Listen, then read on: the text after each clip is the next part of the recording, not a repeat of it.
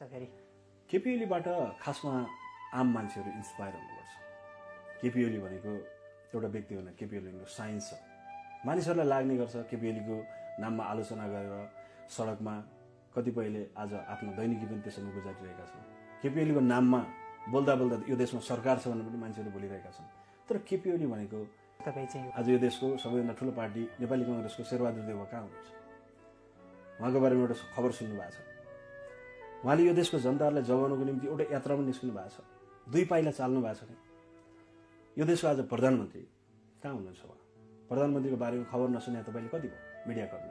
तर केपी ओली हरेक सेकेन्ड हरेक बखत जसको 2वटा मेलगौला ट्रान्सप्लान्ट गरियो उहाँको शरीरलाई र नेपालको एउटा मध्य क्षेत्र जो आफैमा दुर्गममा परिरहेको थियो त्यो चिजलाई एक्सप्लोर गर्ने कामको अगुवाई केपी ओलीले गरेर हिँड्दै गर्दाखेरि केपी ओलीलाई बिरामी भन्नेहरूको लागि होइन, बिरामी